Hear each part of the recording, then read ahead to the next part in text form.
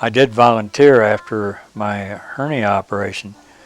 I found out from them what it took to get in the service and went back to Parsons, and Dr. Miller operated on my hernia. And after a 3-month waiting period, they examined me again and they passed me this time, so I went in.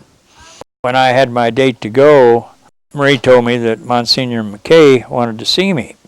And so we chatted a few minutes, and he says,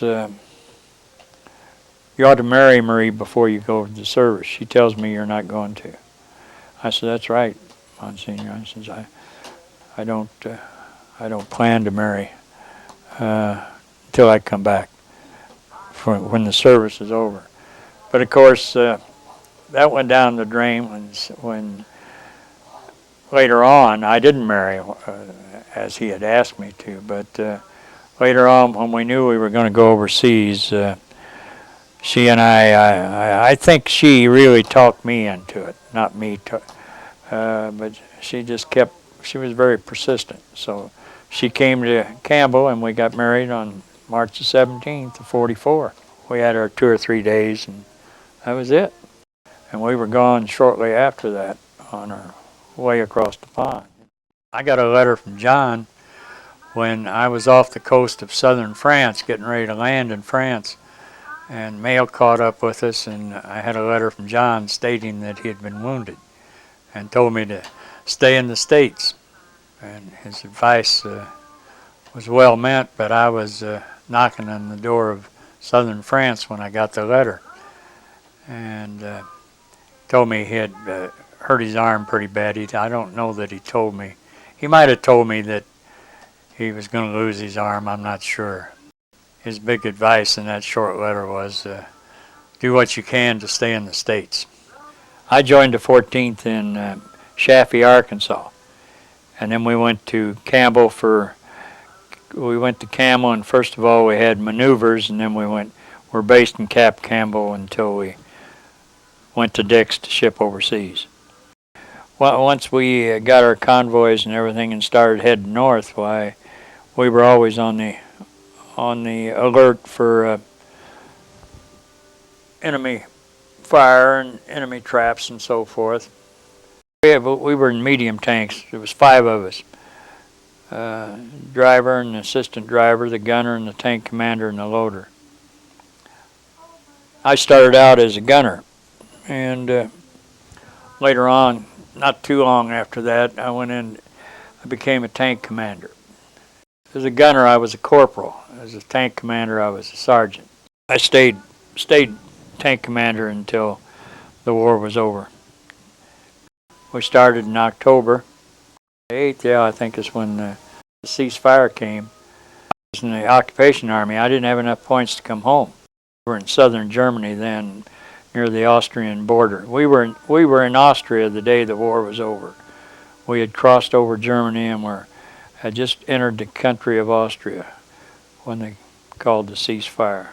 I served in occupation in Bavaria, the southern part of Germany. Beautiful country. The person that defined war as hell had it hit right on the button, because that's just what it is. I remember coming in when we left Marseille and we were riding in our convoys on the roads and stuff toward the primary battle sectors, seeing a German laying out by the side of the road, just dead as a doornail. He'd been shot and he was just laying there, and I got to thinking, I says, man, isn't that strange? And then that became commonplace. As you go on, you see a body and you determine whether it's yours or theirs, but they're all bodies of human beings, But you look back on it, and outside of the death and the maiming of people, your relationship with the guys around you was something else. It just almost had to be. You depended on each other. Otherwise, somebody get a little careless or something and blow it for all of you, So there was a lot of closeness in the service, I thought. I don't know whether I ever told you guys this or not, but I think I was kind of the liaison with the chaplain for my battalion, for our company, Company C. And somebody'd come down from headquarters and they'd say, Clifford, chaplain's going to be here at so many hours tomorrow for Mass. So tell your people. And I would tell them. And Mass would be well attended. Sometimes the altar would be the hood of a Jeep. It just depended, you know. You were out in the field. We always had some pretty good attendance. But the war was over. We were enjoying ourselves, played a little softball and things like that. So the word came down to me again that there would be Mass. The chaplain had caught up with us in Austria.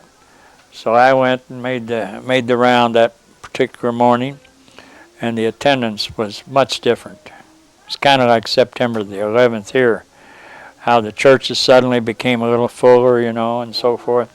And suddenly you'd say, yeah, I made the rounds. He didn't answer the call. The war was over. So it wasn't prime necessity to go to Mass to some people. When you know you're in danger, you think a little bit more about God than you when things are going your way. Human nature doesn't change too much, but you do get close in the service, especially in the war. I think in the service period, really. War just intensifies your closeness.